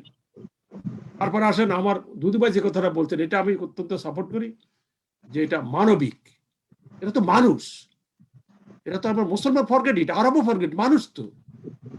সমস্যাটা হলে আমি তো পশ্চিমা দেশে মাত্র 46 ইয়ার থেকে আছি লন্ডনে। আমিও ল পড়ার জন্য আসছিলাম, যদিও যাওয়া হয় নাই। আমার ছেলে মেয়ে সব এখানে, পরিবার পরিজন সব এখানে। কথাটা হচ্ছে আমি এখানে সচক্ষে দেখতেছি সবকিছু। তাই আমি শেষ দিকে এখন লেখালেখি আরম্ভ করছি, রিটায়ার্ডের দিকে। আমি আর এখন আর সবকিছু ছেড়ে দিয়ে লেখালেখি শুরু করছি। আমার আপনার যেটা অভিজ্ঞতা, সচক্ষে দেখা, এই যে আপনার বলেন আমেরিকা, এই যে বলেন ইউরোপের মধ্যে আপনার কি বেশি তো ফ্রান্স, জার্মান, ইটালি আর স্পেন আছে, আর বাকিগুলো তো ছোট ছোট দেশ, এগুলো খুব পাওয়ারফুল নয়, if I am not making mistake. এরা বুঝে, তারা তো ওই যে ক্ষমতা আসতে হলো, ইহুদিদের পয়সা লাগবে, সাপোর্ট লাগবে, ক্ষমতায় থাকতে হলে ওদের সাপোর্ট লাগবে, কোনো চয়েস নেই। তো ক্ষমতা তো সবখানেই বড়। আর আরবের যেগুলো আছে সেগুলো তো আপনার এই ক্ষমতা, আর কিছু না। এ নাকি বলছিল, টিক্কা নাকি বলছিল যে পাকিস্তান বাংলাদেশ আমলে গিয়ে বলছে যে ভাই আদমি নেই মাংতা, মাটি মাংতা হো। আমার আদমির দরকার না, মানুষ কি করবো, আমি মাটি দরকার। আরে বলে আমাদের ক্ষমতা দরকার, ভাই আদমি নি চাহতা হো। আরব দরকার নাই, মুসলমান দরকার নাই, খানা কাবা দরকার নাই, বাইতুল আকসা দরকার নাই, আমার কি। বরঞ্চ এই তলে তলে এই যে মারার ব্যাপারে, গাজার ব্যাপারে আমার দুদু অত্যন্ত ভালো, যেগুলো বলার কথা ছিল সময়ের অভাবে উনি সব বলে দিয়েছে সুন্দর করে। গাজা একমাত্র, এই গাজাতে মাত্র দেখেন এখানে প্রায় 20 লাখের উপরে লোক হবে, ছোট্ট 350 স্কোয়ার মাইলের মধ্যে এত গাজাগাজি করি আছে। পৃথিবীর কোথাও এত কনজেশন নাই, এত মানে ওই একটা জায়গার মধ্যে। এটা দুবাই, এটা হলো ওপেন জেল বলে আর কি, এটা ওপেন প্রিজন বলে আর কি। এটাকে পুরাটা ব্লকআউট করিস, কিছু ঢুকতে পারে না, বাইরে হতে পারে না। বাট কিভাবে যে এত মিজেল বানাইছে, এটা আমার কাছে কিছুটা একটু আমার কাছে চিন্তার বিষয় হয়ে গেছে। আসলে এবার আমি যে কথা আপনার শেষ করতে, এটা হলো এই যে আপনার একটু অপেক্ষা করেন, আমেরিকার সে আগের দিনে আমেরিকা পতনের দিকে যাচ্ছে। আবার America is not depending now oil, কিন্তু অয়েল শেষ হয়ে যাচ্ছে, কিন্তু মনে রাখবেন, if you don't mind, oil almost শেষ হয়ে যাচ্ছে। এখন সবাই আপনার ওই যে আপনার ইলেকট্রিকের সব চলে আসতেছে, সুতরাং আর সে ডিপেন্ড না। আর আমেরিকা এখন নিজের তেল উত্তোলন করতেছে, আগে যে ডিপেন্ড ছিল আরবদের উপরে 70 বছর তেলের জন্য এগুলো করছে, আর অস্ত্র বিক্রি করার জন্য। আরবদের মেরুদণ্ড শেষ, তেল শেষ, মেরুদণ্ড শেষ হয়ে যাবে। কাতার বড় যে সার্ভাইভ করবে, কাতার ন্যায় নীতির পক্ষে আছে, কাতার কিন্তু গ্যাস আছে, গ্যাস কিন্তু আরো কিছু সার্ভাইভ করবে, এরপরে কি হবে জানি না। সুতরাং এরদোয়ান যে ভূমিকা নিচ্ছে সে মানবিক, সে আপনার, আমি বলবো না সে ইসলামের কথা কমই বলে, যদিও তাকে ফান্ডামেন্টাল সাই বলে। আর ফ্রান্সের এই ম্যাক্রো নাকি ম্যাক্রোল মাস জানি না, আল্লাহ জানে কি বলে, তারা দোয়ানে বলছে যে তাকে মেন্টাল হসপিটাল নেওয়া দরকার। এমন এমন কথা বলে, তার কোনো উত্তর দক্ষিণ নেই। কথার শেষ হলে আপনাদের বলি যে এই যে ফিলিস্তিন, আপনার দুদুভাই যেটা বলছেন, আমি এগুলোর হিজরা বলি, আব্বাসকে হিজরা তো বুঝেন না, পুরুষ না মেয়ে লোক। আর তার কারণে ইয়াসির আরাফাত মরার পরে ওই এলাকাটাকে হিজরা বানায় ছাড়িয়ে রেখেছে। কিন্তু পাবলিক ঠিক আছে, বাংলাদেশ বলেন, পাকিস্তান বলেন, আর পাবলিক সব ঠিক আছে, শুধু নেতা নাই আমাদের। এই নেতার অভাবে যা হচ্ছে সেটা আমাদের পূরণ হয়ে যাবে। এই শূন্যতা আবার হয়েছে এই যে আপনার শূন্যতা আপনার হচ্ছে আপনার এই ব্রিটিশদের কারণে ফ্রান্সের কলোনিয়াইজ করে নেতা হইতে দেয় নাই। কিন্তু আমাদের দেশে মাফ করবেন, বড় বড় নেতা আছে, তারা এলাকাতে নেতা হইতে দেয় না, উনি মরার পর শূন্যতা দেখা দেয়। আমি নাম নাই বললাম, এটা আপনারা ভালো করে জানেন। সুতরাং এই ব্রিটিশ, ফ্রান্স আর ইটালি, স্পেন, পর্তুগাল এরা কোন নেতা তো হইতে দেয় নাই, বাট এটা আমাদের ওভারকাম হয়ে যাচ্ছে। আমি বলবো না ইসলামিক, নো, সব দেশে এই শূন্যতা তারা ক্রিয়েট করছে এবং ডিভাইড অ্যান্ড রুল করছে। সুতরাং এটা শেষ হবে, বেশি সময় নাই। আমি বারবার বলি বক্তৃতার মধ্যে সবখানে, মেঘ দেখে তুই করিস না ভয়, আড়ালে তার সূর্য হাসে। ধন্যবাদ ডক্টর এম এ আজিজ ভাই, সময় একদম শেষ। Thank you. অধ্যাপক ইকবাল হোসেন রাজু ভাই, আপনি বলেন, 3 মিনিট বলতে পারেন। শুনতে পাচ্ছেন রাজু ভাই, কি শুনতে পাচ্ছেন? অধ্যাপক ইকবাল হোসেন রাজু, আপনি কি শুনছেন? না, ওনার কোনো সাউন্ড নেই। শুনতে পাচ্ছি, শুনছি।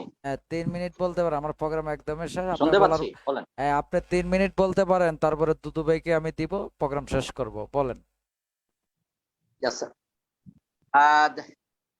দুদু ভাই ঐতিহাসিক প্রেক্ষাপটে সুন্দরভাবে তুলে এনেছেন, অনেক না জানা বিষয় তুলে এনেছেন। আর বিশেষ করে আজকে জাতিসংঘ ভোটাভুটির মাধ্যমে যেভাবে প্যালেস্টাইনে ইহুদিদেরকে স্থাপন করেছিল, এটা আমাদের ভালো বলেছেন। আমি বলি জাতিসংঘ হচ্ছে পৃথিবীর মূলদের একটি ক্লাব। আমাদের ঢাকা ক্লাব একটা ক্লাব, আর এখানে বসে বাকি সবাই আর এটা যেটা উদ্দেশ্য করে খ্রিস্টানদের, তারপর মুসলমানদের, তাই না, যারা ধর্মগ্রন্থ বিশ্বাস করে সেটা আমরা বিশ্বাস করি। আর বিশেষ করে ইহুদিরা বরাবরই নূহ বলেন, মুসা বলেন, সময় থেকে তারা বিভ্রান্ত জাতি এবং তারা অলয়েজ কর্তৃত্ববাদী। তারা কখনো শান্তির জাতি নয়। তারা সব পৃথিবীর শুরু থেকে অদ্যাবধি এই ইহুদিরা এবং নাসাররা অশান্তি তৈরি করে আসছে। সুতরাং তারা পৃথিবী অশান্তি আসবে এবং তারা ঐতিহাসিক ভাবে এবং তারা আবার এই ভূখণ্ড ছাড়া হবে এবং তাদের জন্য পৃথিবীতে আবার হয়তো আবার হিটলারের আগমন হবে এবং এই আগমন প্রত্যাশায় যেদিন আসবে সেদিন তাদের বিদায় হবে। আর যে কথা বলা হচ্ছে আমেরিকা, ফ্রান্স, রাশিয়া বলা হচ্ছে, সবাই তাদের প্রয়োজন তাদেরকে ব্যবহার করে। সুতরাং তাদের প্রয়োজন যখন ফুরিয়ে যাবে। আর দুদু ভাই সুন্দর কথা বলেছেন, ইয়েমেন মুসলমান এবং সৌদিতে মুসলমান, এক মুসলমান আরেকজন মুসলমান মারবে, তাদের অবস্থা রাজত্ব রাখার জন্য সবার স্বার্থেই প্যালেস্টাইনে আজকে আরবের কথা বলেন, আমেরিকা বলেন, সবার স্বার্থেই কারণে অশান্তি। সুতরাং এই প্যালেস্টাইনবাসী একসময় আমাদের বাঙালিময় বাঙালি মাথা নত উচ্চ করে দাঁড়াবে এবং তারা সেদিন প্যালেস্টাইনে এক স্বাধীন সার্বভৌম রাষ্ট্র কায়েম করবে, সেটা প্রত্যাশা করি এবং আশাবাদী। আসসালামু আলাইকুম।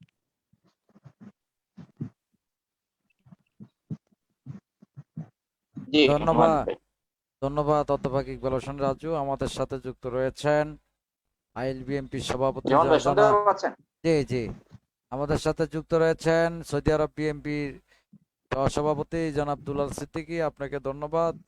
এখন আলোচনা করার জন্য অনুরোধ জানাচ্ছি বিএমপির ভাইস চেয়ারম্যান জনাব শামসুজ্জামান দুদু। আপনার বক্তব্য দিয়ে শেষ করব। আমি যারা আলোচনা করেছেন আজকে, আমি বিজ্ঞ আলোচকদের সত্যি তারা খুবই সুন্দর এবং তথ্য নির্ভর আলোচনা করছেন, এই জন্য আমি তাদেরকে ধন্যবাদ জানাচ্ছি এবং তাদের কাছ থেকে আমি অনেক কিছু নতুন তথ্য এবং জ্ঞানের কথা জানতে পেরেছি। আমার কাছে যেটা মনে হয় যে জাতিসংঘকে আমরা যেভাবে নির্ভরযোগ্য প্রতিষ্ঠান হিসাবে বিশেষ করে আশা করি যে তারা একটা মীমাংসা দিবে, আমি ব্যক্তিগতভাবে মনে করি যে এটা একটা আলোচনার ফোরাম, কিন্তু মীমাংসার বিষয় এটা আমার কাছে ওইভাবে আমি দেখি না। যে একটা আলোচনার দরকার, ভদ্রচিত জায়গায় গিয়ে বসে একটু আলোচনা করবেন, কিছু প্রস্তাব পাশ করবেন, যে প্রস্তাব আসলে কেউ মানবে না পরবর্তীতে সেটা জেনে শুনেও কিছু ভদ্রচিত একাডেমিক বিষয় হিসাবে যদি নেন তাহলে ঠিক আছে। যেমন 71-এ যখন আমরা মুক্তিযুদ্ধে প্রায় বিজয়ের দ্বার প্রান্তে, তখন কিন্তু জাতিসংঘে পাকিস্তান এবং তার পক্ষে আমেরিকা এবং চীন খুব প্রবলভাবে চেষ্টা করেছিল যে এই যুদ্ধবিরতি কিভাবে করা যায়। যখন আমরা জয়লাভ করেছি, যখন আমাদের উপরে গণহত্যা করা হয়েছিল, নির্বিচারে মুসলিম, হিন্দু, বৌদ্ধ, খ্রিস্টানদেরকে হত্যা করা হয়েছিল, তখন কিন্তু জাতিসংঘে কোনোভাবেই বোঝানো যায় নাই যে পাকিস্তানিরা আমাদের উপরে এই ঘটনা সংঘটিত করছে। এটা মানে 71 এর ঘটনা দিয়ে আমি এই জিনিসটা বলছি। আজকে কোনোভাবেই কিন্তু জাতিসংঘে যারা আছেন, বিশেষ করে পাঁচ মোড়ল, তারা তাদের স্বার্থ, তাদের বিষয়, তাদের রাজনীতি, তাদের ব্যবসা, এগুলোকেই তারা প্রাধান্য দিয়ে আসছে বলে আমার কাছে ব্যক্তিগত মনে হয়। না হলে সারা বিশ্বে যখন যেমন ইরাকে আক্রমণ করলো আমেরিকা, জাতিসংঘ কি করেছে? লিবিয়াতে যখন আক্রমণ করে ধ্বংস করলো, তখন জাতিসংঘ কি করেছে? সেই জন্য জাতিসংঘকে জাতিসংঘ জায়গায় রেখে নিজেরা কিভাবে পারবো সেটা আমার মনে হয়। বিশ্ব এখন বড় বড় দেশগুলো যুদ্ধ এবং মানবাস্ত্র ব্যবহার না করলে তো উৎপাদন করা যাবে না। এই অস্ত্র আজকে তেল না হলে তো বিশ্বের অনেক কিছুই বন্ধ হয়ে যাবে। সে তো মিডল ইস্ট ক্রাইসিস তো থাকতে হবে। এই জায়গাটাই আমাকে নিয়ে থাকবে। সেই জায়গাটাই যারা সুবিধা এবং তাদের দৃষ্টিভঙ্গি নিয়ে রাজনীতি করে, তারা ইসরায়েল বা ইহুদি, মুসলিম অথবা হিন্দু অথবা খ্রিস্টান অথবা বৌদ্ধ, অর্থাৎ ধর্মীয় বিষয়টা নিয়ে আমরা সামনে এসে যদি আমি ধর্ম বিষয়টাকে মুখ্য করে দেখি, তাহলে তো মানে ইসরায়েলের হাতে যে সম্পদ আছে, মুসলিমদের হাতে ওখানে যদি আমি চিন্তা করি সারা বিশ্ব, তার থেকে কয়েকশো গুণ বেশি। তাহলে হচ্ছে না কেন? শিয়া সুন্নি, সুন্নির মধ্যে কত ভাগ, এগুলো কোথার থেকে যদি আলোচনা করি, অর্থাৎ ধর্মীয় বিবেচনার আলোচনা আর গণতন্ত্র, স্বাধীনতা, রাজনৈতিক দৃষ্টিভঙ্গির আলোচনা, এটা কিন্তু আপনাকে দেখতে হবে। আজকের বিশ্বের আপনি বাদশাহী রক্ষা করবেন নাকি প্রতি 4 বছর 5 বছর পর পর ইলেক্টেড গভর্নমেন্ট করবেন? এই সারা বিশ্বই কম বেশি এখন আমার কাছে ব্যক্তিগত, শুধু বাংলাদেশে না, এই মানবাধিকার, গণতন্ত্র, স্বাধীনতা থেকে বেশি কর্তৃত্ববাদী শাসনের দিকে যাচ্ছে। আমরা একটু আশার বাণীর কথা মিস্টার বাইডেনের কাছে শুনেছিলাম যে তার লক্ষ্য হবে মানবাধিকারকে গুরুত্ব দেওয়া, গণতন্ত্রকে গুরুত্ব দেওয়া। কিন্তু ইসরায়েলের যে ঘটনা, তাতে আমার মনে হয় মানবাধিকার পন্থী, গণতন্ত্র পন্থীরা হতাশ হবে। তবে আমি ব্যক্তিগতভাবে মনে করি, আমি পারবো কি পারবো না এটা আমার কাছে প্রশ্ন। বাঙালি যেমন 1000 বছরের জাতি গোষ্ঠী, ফিলিস্তিনিকে এবং নির্যাতিত অংশ বলে তাদেরকে ধ্বংস করে ফেলা সম্ভব হবে, যেটা 70 বছর আমরা দেখছি না, আগামীতে হবে, এটা আমি ব্যক্তিগত অন্যায় কখনো চিরস্থায়ী হতে পারে না। ন্যায়টাই পৃথিবীতে আলটিমেট থাকে, সেটি আপনি রাজনৈতিক, ধর্মীয় যে বিবেচনাতেই দেখেন না কেন। সেই কারণে আলটিমেট ইসরায়েলরা পরাজিত হবে। 14 সালের যুদ্ধে ইসরায়েলের এত রাগ কেন? ফিলিস্তিনে গাজাতে আক্রমণ করেছিল 14 সালে, 2014। কয়েকশো ইসরায়েলের সৈন্য মারা গেছিল। তারা কেন হামাসকে টার্গেট করেছে? হামাসই প্রতিরোধ গড়ে তুলেছিল। এবার যে বৃষ্টির মতো মিসাইল ছাড়ছে, এটা কল্পনাতীত আমেরিকার এবং ইসরায়েলের জন্য। এটা কিন্তু মিস্টার মাহমুদ আব্বাসের পশ্চিম তীর থেকে কোনো তারা কিছু করছে নাকি, করছে গাজার থেকে। এই জন্য সরাসরি তারা এই হামাসকে টার্গেট করেছে, সন্ত্রাসী গোষ্ঠী। ইসরায়েল, আমেরিকা যখন ইরাক ধ্বংস করলো, তখন আমেরিকা কি সন্ত্রাসী হয় না? যখন বিশেষ করে লিবিয়াকে ধ্বংস করলো, আপনার এখন পালানোর পথ খুঁজছে আফগানিস্তানে, তখন তারা সন্ত্রাসী না? তখন তারা গণতন্ত্রের ধব্ধজারী। আর এখন হামাস যখন স্বাধীনতার কথা বলছে, আত্মনিয়ন্ত্রণের কথা বলছে, তখন তারা সন্ত্রাসী। এক বাংলাদেশী হিসাবে, বাঙালি হিসাবে 71 মুক্তিযুদ্ধের চিন্তাধারায় বিশ্বাসী হয়ে আমি হামাসকে কখনোই সন্ত্রাসী গোষ্ঠী স্বীকৃতি দিতে পারি না। আর আমেরিকা যা বলবে তাই সত্য, আর বিশ্বের অন্যরা যা বলবে তা অসত্য, এটাও ভাবার কোনো কারণ নাই। আমি মনে করি স্বাধীনতা, গণতন্ত্রের বিজয় চিরন্তন, তার থেকে কেউ এটা দামিয়ে রাখতে পারবে না। ধন্যবাদ। ধন্যবাদ সম্মানিত অতিথিদেরকে। আজকের মতো এখানে আমাদের অনুষ্ঠান শেষ করতে হচ্ছে। ইনশাআল্লাহ আগামীকাল আবার দেখা হবে নতুন কোনো বিষয় নিয়ে। সে পর্যন্ত আপনারা সবাই সুস্থ থাকুন, ভালো থাকুন ইনশাআল্লাহ। আসসালামু আলাইকুম ওয়া রাহমাতুল্লাহি ওয়া বারাকাতুহু।